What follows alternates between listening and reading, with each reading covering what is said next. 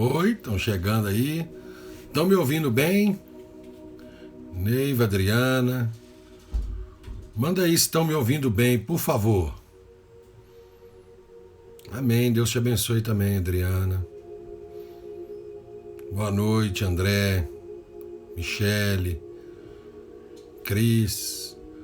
Eu preciso que escrevam aí se o som tá chegando bem aí. Sim? Tá sim, né, Neiva? Obrigado. Michele, Kátia, Márcia. Márcia, minha irmã, será?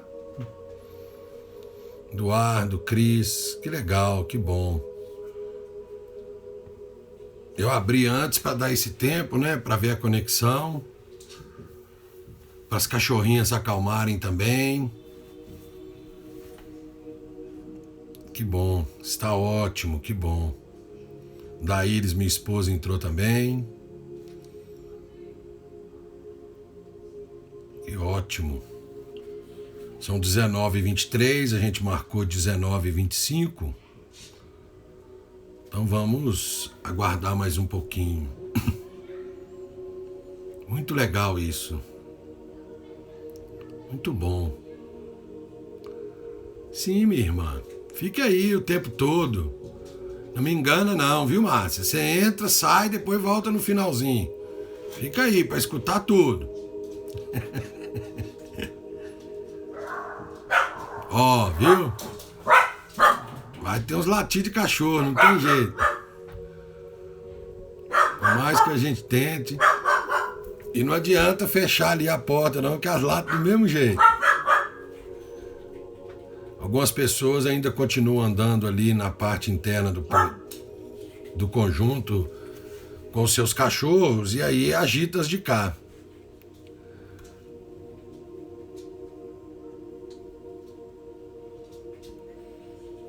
Olá, Massalda. Eu que agradeço a oportunidade. Mulher é minha casa. Meu lugar do coração. Que bom que estão chegando.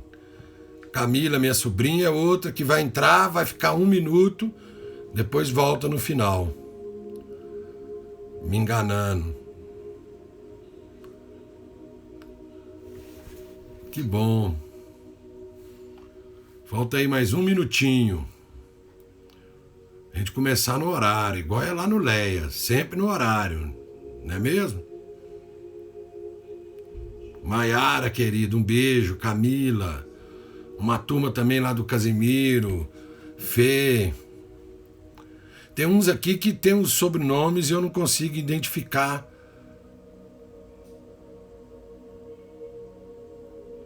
Os rostinhos, fica longe o celular aqui pra mim, me desculpa, tá?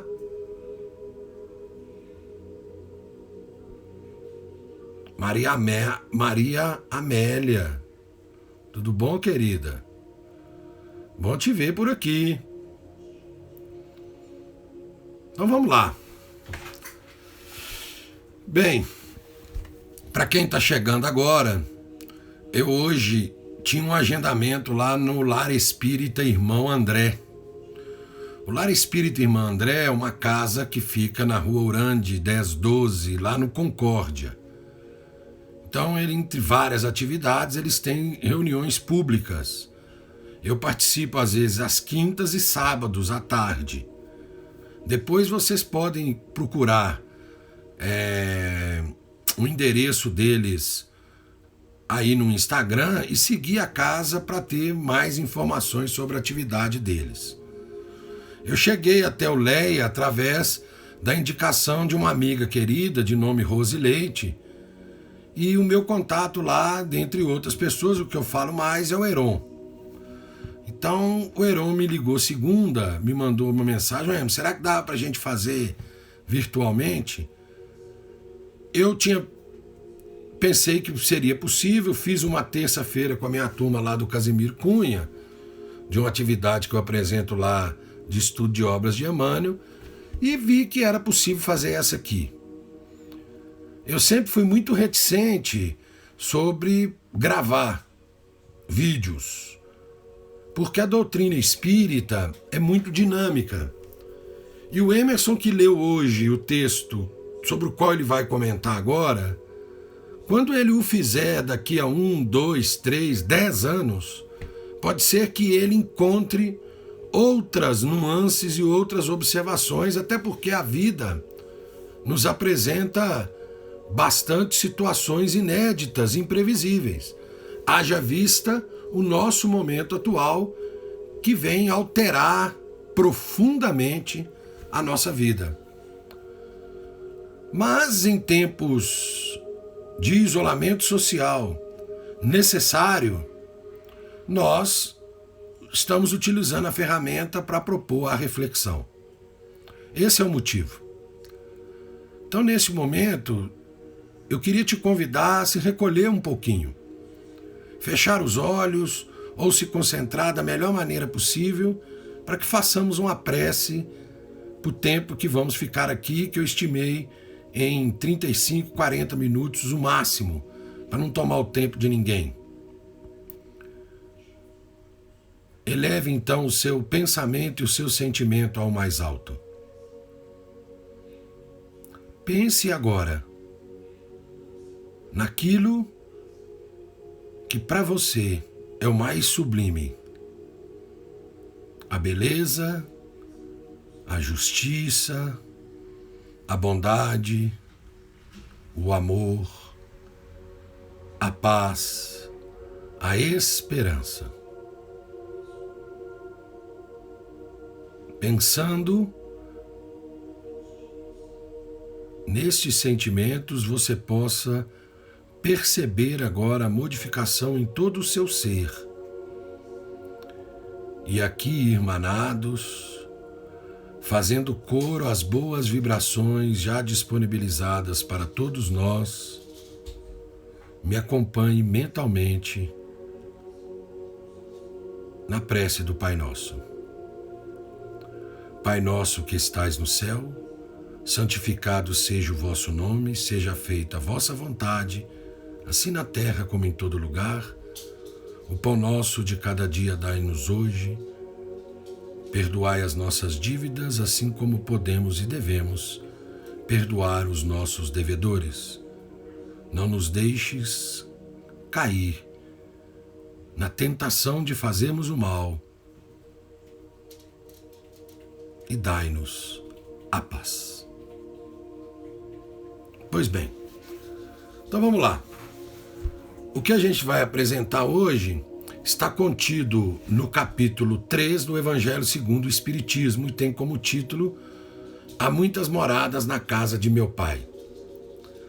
As pessoas que me conhecem, que já acompanharam algumas de nossas palestras presenciais, aliás, eu só faço palestra presencial, agora que estou aprendendo, elas sabem que eu já disse algumas vezes, eu não tenho nada tatuado no corpo, nada contra, mas é porque eu tenho medo de agulha, que se eu tivesse que tatuar uma frase no meu corpo, para a qual eu olhasse todo dia enquanto estivesse encarnado, seria essa frase contida no Evangelho de João, no capítulo 14, no verso 1.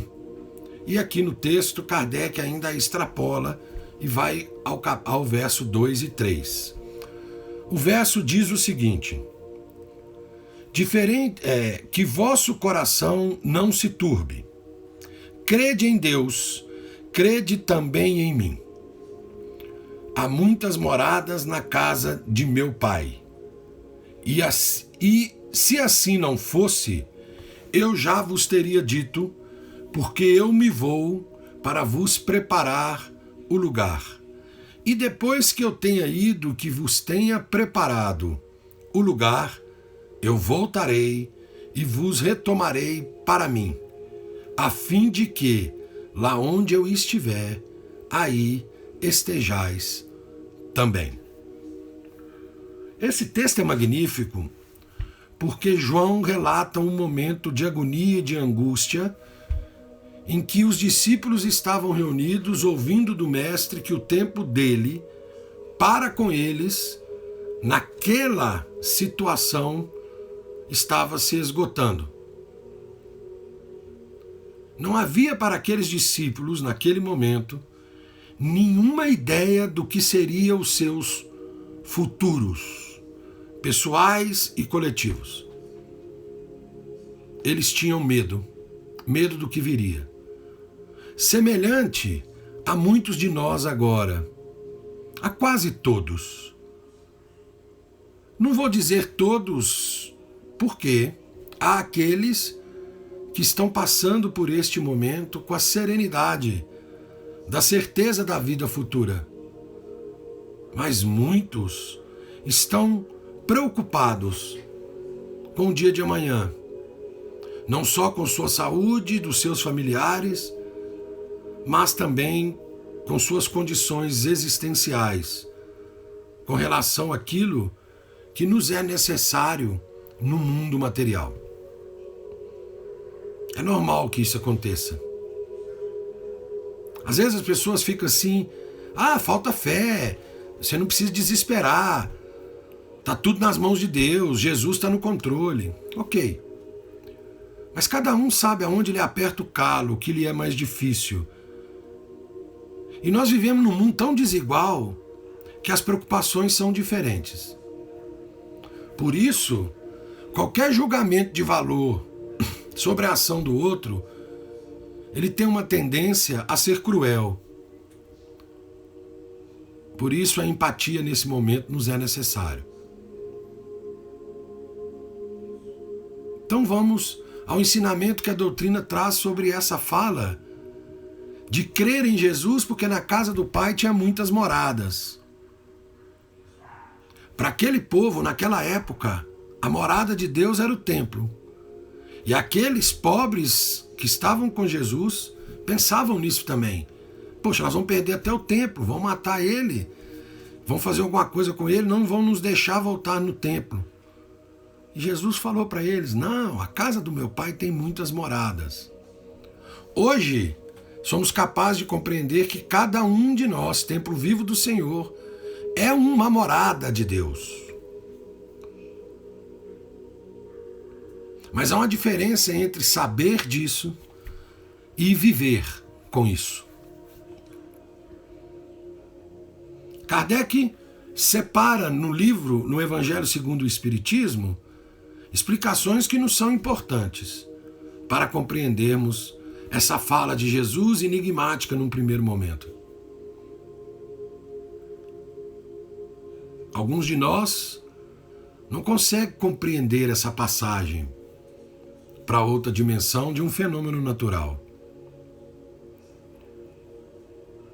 O que o Espiritismo tem, então, como ensinamento para nós? Primeiro, na erraticidade, na dimensão espiritual, cada um de nós estará lá presente de acordo com o seu estado de alma. Nenhum de nós estará igual. Não adianta. A condição em que vamos nos encontrar na erraticidade depende do que eu construo para a minha vida. Se sou uma pessoa violenta, violento continuarei. Se sou uma pessoa esperançosa, esperançoso continuarei. Se sou uma pessoa materializada, apegada, materializado e apegado continuarei. A morte não coloca ninguém numa condição diferente daquela em que ele já se encontrava. Ela apenas capacita. Capacita para que, sem o corpo físico e se percebendo espírito integral, ele possa compreender o que é e não o que estava. Observe esse destaque que Kardec faz ao comentar essa passagem dos diferentes estados da alma na erraticidade. Ele diz o seguinte: seja mais ou menos depurado e desligado dos laços materiais, o meio em que se encontra, o aspecto das coisas, as sensações que experimenta, as percepções que possui, variam ao infinito. Enquanto que uns não podem se distanciar da esfera em que viveram, outros se elevam e percorrem o espaço e os mundos. Enquanto certos espíritos culpados erram nas trevas, errar aqui no sentido de caminhar sem rumo, os felizes gozam de uma claridade resplandecente e do sublime espetáculo do infinito. Nós sabemos pelo Espiritismo vários relatos recebidos dos irmãos do outro plano. Principalmente em nossas reuniões mediúnicas, conversamos com espíritos em situações realmente lamentáveis. E precisamos mostrar para ele que ele vê e idealiza de acordo com a sua condição íntima. E que se ele abandonar aquela condição em que se encontra, ele verá melhor. Mas não é assim também conosco, quando estamos encarnados? Quantos de nós fica preso numa imagem, numa ideia, e dela não se solta, em nome de uma bendita coerência que nada constrói em nós, a não ser mais afastamento? Como eu vou estar, meu Deus, depois que eu morrer? Essa pergunta não deve ser feita a Deus, ela deve ser feita ao espelho, no autoconhecimento e no autodescobrimento. É assim que eu estarei para enfrentar o amanhã sobre o qual eu tenho notícias, mas não sei bem como é. Porque não me lembro de quando lá estive, porque me materializei demais e meu aspecto espiritual ainda é uma resposta muito mais de fora para dentro do que de dentro para fora. Ao infinito estaremos no mundo espiritual. Não há regra. Outra informação que os espíritos nos trazem, que muitos de nós às vezes fica preocupado, é com a categoria de mundo habitado. Como se fosse uma casta, uma gaveta em que a gente entra em um e fica nele. Não. Isso é só para efeito didático, para a gente compreender que neste infinito de condições nós podemos resumir a 5. As 5 condições que agregam como um grande guarda-chuva as hastes diversas que lá estão. O mundo primitivo, todo materializado, como fala no texto, destinado às primeiras encarnações da alma humana. O mundo de expiações e provas, que é o que nós nos encontramos, que vamos falar mais dele daqui para frente. Aonde o mal domina. O mundo regeneradores, onde as almas que ainda têm o que expiar aurem novas forças, repousando das fadigas da luta. Então muito se fala nesses momentos turbulentos em que passamos, em que estamos indo para um mundo de regeneração, como se lá fosse um oásis de felicidade. Não. Lá é um poço. O mundo de regeneração é uma condição que a humanidade atingirá para poder continuar caminhando com menos apego às coisas materiais. Os mundos felizes, aonde o bem se sobrepõe ao mal. Observe, é lá no mundo feliz que o bem se sobrepõe ao mal. No mundo de regeneração, ainda teremos coisas para espiarmos, só que com menos intensidade. Imagine esse momento em que nós vivemos se fôssemos mais solidários. Passaríamos por isso com menos atropelo. É isso que o mundo de regeneração vai fazer conosco. Nos trazer uma compreensão profunda de que sozinho eu não consigo. De que o progresso intelecto-moral ele é solitário, mas necessita ser solidário, porque é só na ação com o outro que eu compreendo a verdadeira condição em que me encontro. Sem o outro diferente de mim, como eu vou saber se já consigo amar? Porque amar os que me amam, isto o próprio Cristo falou, é fácil. O mundo celestes ou divinos, morada dos espíritos depurados, onde o bem reina inteiramente. A Terra pertence à categoria dos mundos de expiação e de provas, e é por isso que o homem nela é alvo de tantas misérias. Às vezes a gente fica um pouco receoso de lidar com essa ideia de prova e expiação como se fosse um castigo. No texto kardeciano tem essa palavra, século XIX, ainda estava começando a melhorar as expressões. Mas não pode ser castigo algo que me é feito para que eu melhore. É castigo quando eu puno injustamente. Mas se a punição ou se aquilo que é imposto é justo, só vai fazer bem aquele sobre o qual houve essa imposição. A questão é de justiça. E Deus é soberanamente justo e bom. Viver exige de nós força, coragem, determinação. No Grande Sertão Veredas, nós temos lá a fala: a vida é assim mesmo. Ata, desata, enrola, vem, solta. Quem imaginava há um ano atrás que passaríamos por isso?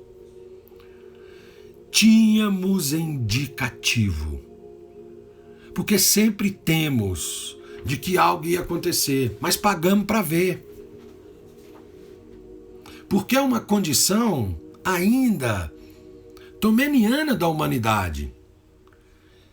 Eu falo para alguém, não põe um dedo ali não que você vai tomar choque.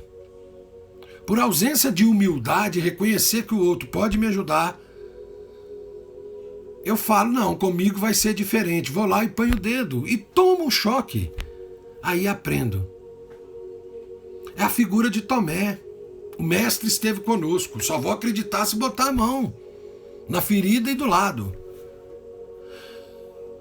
Nós temos elementos para nos mostrar o caminho que estamos trilhando. E de que isso, de alguma forma, ia nos causar dificuldades. A ciência está aí. Falando de aquecimento global, da maneira egoísta e consumista que estamos tocando a vida. Fomos avisados por nós mesmos, por tudo que fazíamos. Agora, quando aparece, queremos achar um culpado. Como se não tivesse uma complexidade se cada um de nós não fosse responsável pela situação em que se encontra. Este é o mundo de prova e expiação. Tem coisa boa nele, eu sempre falo. Tem pudim de leite condensado. Tem jabuticaba no pé, tem beijo na boca. Tem carnaval, tem carinho. Mas tem sofrimento. Tem apego às coisas materiais, tem tudo isso para fazer com que o espírito depure.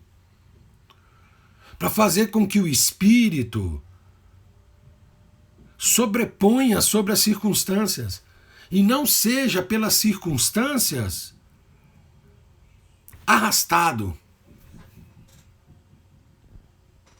É isso que nós precisamos. Desta compreensão. Nos colocamos nessa e nessa vamos sair.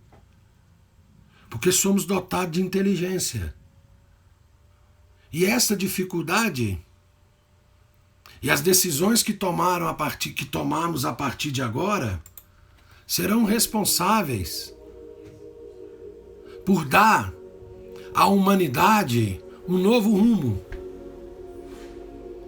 A oportunidade está aí. Vamos continuar vivendo assim? Eu sei que muitos de nós, eu tô doido para voltar à normalidade, poder ir na academia, poder voltar para a escola, poder fazer isso. O mundo não vai ser mais igual. As relações vão se alterar. Muitos de nós serão impactados de uma maneira muito direta, muito objetiva, muito forte. Outros menos. Mas não adianta mais. Não há ninguém isolado no mundo. O que acontece num lugar afeta outros e nós precisamos entender isso. Não adianta eu querer ter tudo para mim na minha casa, sendo que o meu vizinho do lado não tem. Ou entendemos isso, ou vamos perder uma oportunidade. Às vezes eu olho pro lado porque o relógio está ali, tá? Viu que as cachorrinhas estão caladinhas? Então vamos lá. Mundos inferiores e mundos superiores. Você vai lá no Evangelho segundo o Espiritismo, tem a instrução dos Espíritos. Kardec escreve o que ele aprendeu com os Espíritos, de observar, de entrevistá-los. Ele retira um ensinamento daí. Emerson, eu queria saber melhor essa coisa, eu fico confuso. Vai no livro Céu e Inferno. Na parte 2 de exemplos, tem um monte de espíritos. Kardec ainda organizou lá por várias categorias, relatando como que eles se encontraram no mundo espiritual. Vá lá e vê se você se identifica, se ainda está muito endurecido, se ainda há muito que precisa cuidar para não sofrer depois. A doutrina nos oferece isso tudo. A doutrina espírita não tem resposta para tudo. E nem poderia. Porque isso não nos faria melhores, nos faria dependentes. A doutrina espírita nos ensina a perguntar. Porque se eu não tiver a pergunta correta, eu trilho um caminho cuja resposta não vai acrescentar nada para mim.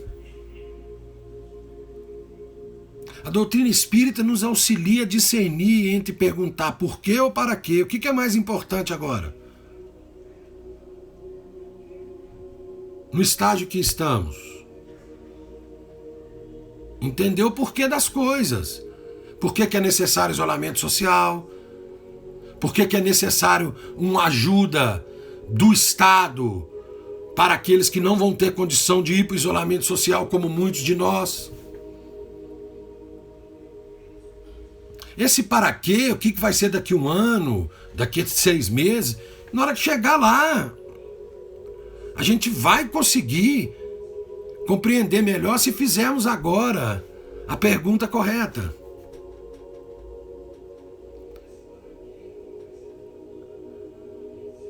Tem que saber perguntar. Observem.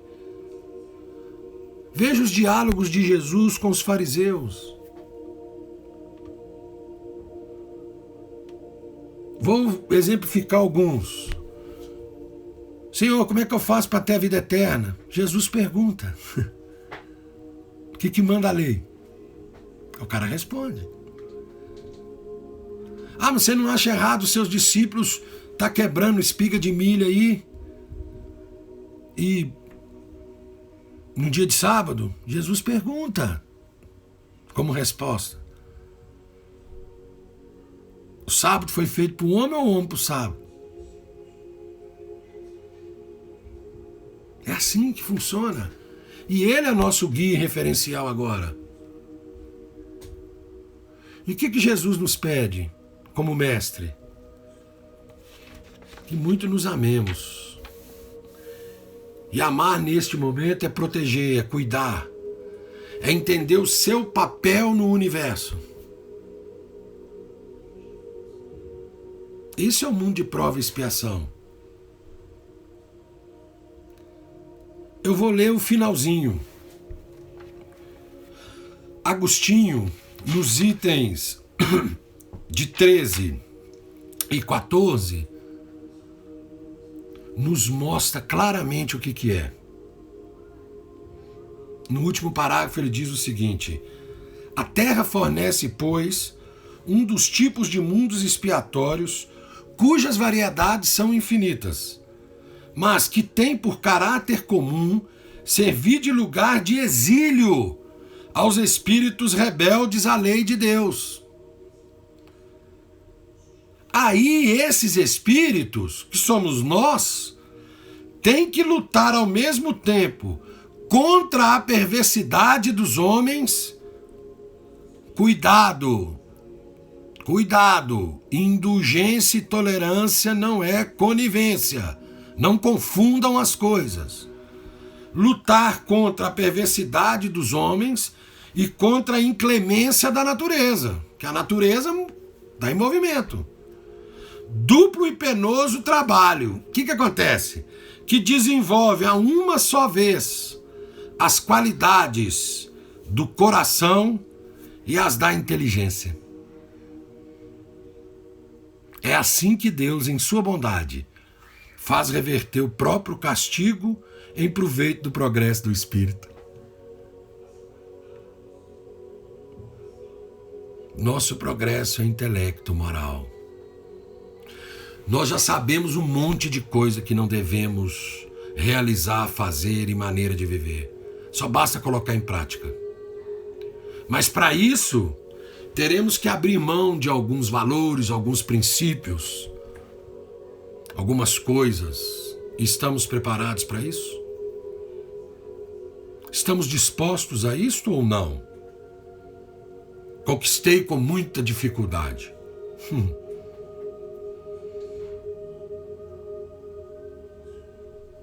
Isto é um mundo de prova e expiação. Você o transforma em escola ou em presídio, dependendo da sua visão relativa à vida.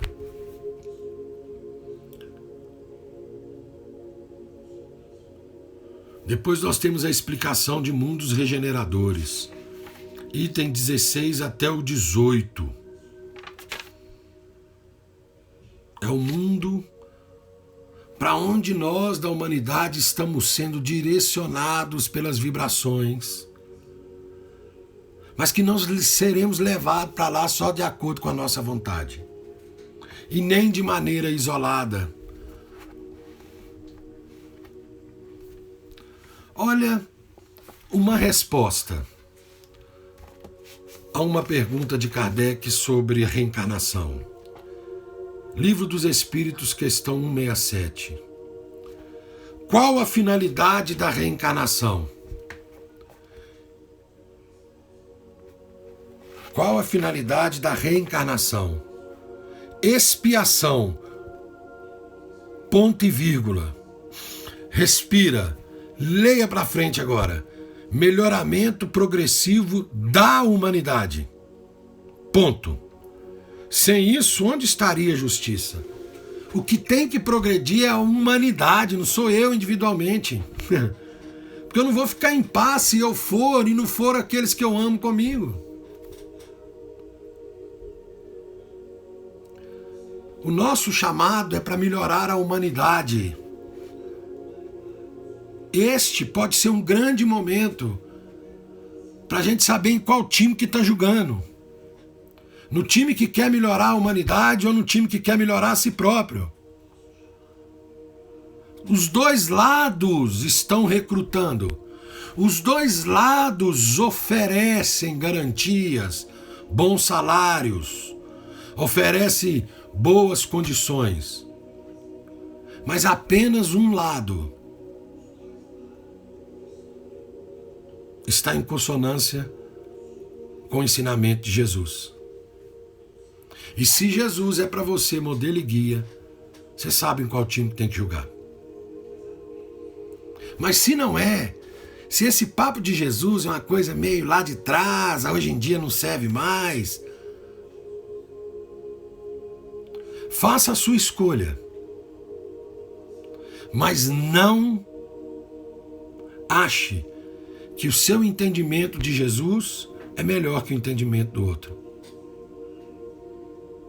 O entendimento de Jesus à luz do Espiritismo não é melhor do que ele vem sendo compreendido há 2000 anos.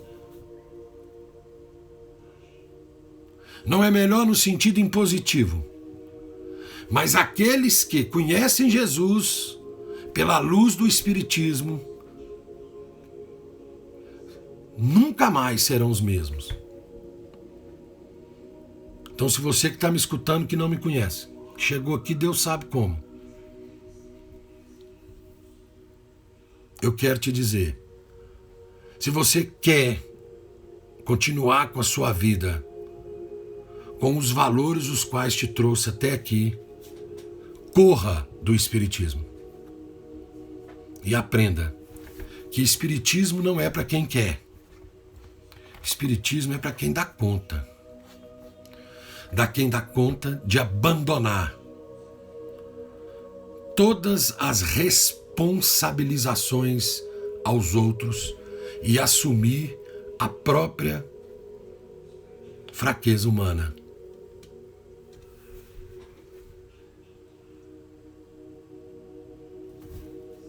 Kardec conclui esse capítulo falando da progressão dos mundos. O mundo progride a partir da condição em que os que estão nele, a ele vinculado, progridem juntos. Nós machucamos muito o nosso mundo. Esse período que nós estamos, tem 1/3 da humanidade em isolamento social. 1/3. Atividades econômicas reduzidas, fábricas, tudo reduzido. Todo mundo para dentro de casa. Sabe o que está acontecendo com o mundo? Está respirando. Está sofrendo menos. Está aproveitando para proceder com transformações que dê a ele uma sobrevida, porque do jeito que íamos, ele não duraria muito.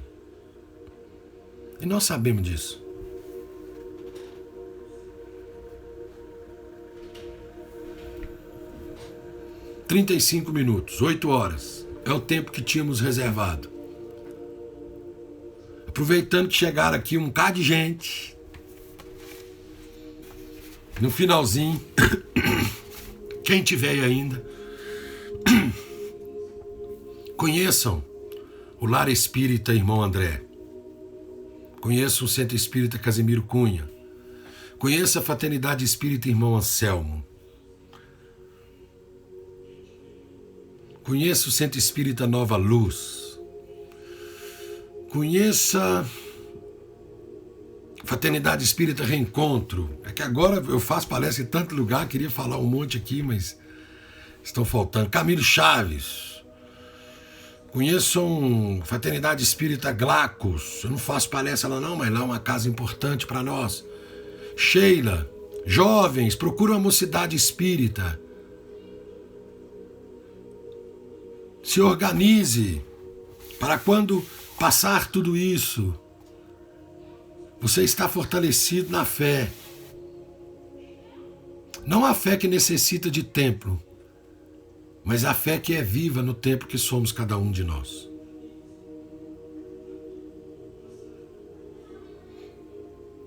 Para encerrar, eu vou ler aqui um texto de um livro chamado Diretrizes Espíritas do Cleito Levi. Um pequeno textinho. O texto chama O Verdadeiro Espírita. E com ele eu encerro e agradeço demais, Leia, pela oportunidade. Estou muito feliz. Estou me sentindo própria blogueirinha, influencer. Vou aceitar recebidos de pudim de leite condensados, livros, brigadeiros, chocolates. Então vamos lá. Espíritas, amai-vos e instruí-vos. A essência desses dois ensinamentos legados pelo mais alto aos espíritas, ainda ressoa no tempo e no espaço, buscando tocar o coração daqueles que se achegaram às fileiras espíritas. Na primeira parte dos ensinamentos referente ao amai-vos, estão incluídas diversas formas de conduta que devem ser desenvolvidas pelos espíritas cristãos. Amai-vos significa compreendei-vos, perdoai-vos, auxiliai-vos e, principalmente, convida à reflexão sobre o inegável fato de que todos somos necessitados do amor e compreensão alheios, razão pela qual devemos também amar e compreender sempre. Na segunda parte do ensinamento referente ao instruí-vos, inclui-se igualmente uma série de procedimentos a fim de que estejamos aptos a desempenhar a tarefa salutar que compete ao espírita na sociedade. Estudar sim e sempre, mas sobretudo estudar para servir, a fim de que não nos transformemos numa dispensa abarrotada de suprimentos, porém trancada e inacessível aos necessitados. O que adianta essa livraiada aí, se eu não compartilhar isso com os outros, se isso não me tornar uma pessoa melhor? O verdadeiro espírita é aquele que, além de reconhecer sua essência como sendo espiritual, reconhece também e principalmente sua necessidade de lutar contra as próprias fraquezas. O verdadeiro espírita é aquele que decide fazer luzir de si o sol do amor e do conhecimento, a fim de vencer as próprias sombras da ignorância. Adaptado nesse contexto, é ele o espírita que dará a essência também da casa espírita, que não deve ser somente o espaço físico para o encontro de pessoas afins, mas, sobretudo, o oásis para aqueles que caminham no deserto das próprias aflições. Então, a casa espírita se configurará no templo de bênçãos, cujo altar será sempre o coração daqueles que a integram. Um amigo. Esse livro é fruto de comunicações de uma reunião mediúnica que o autor trabalha. Não tem preocupação em botar nome de quem. E é assim, transformando virtualmente todos aqui conectados numa grande casa espírita, eu me despeço de todos, pedindo a Jesus que continue a nos abençoar a cada dia, enviando-nos suas vibrações de paz e de luz, e que cada um de nós possa absorver essa luz e essa paz, independente da condição em que estivermos. Deus os abençoe. Valeu!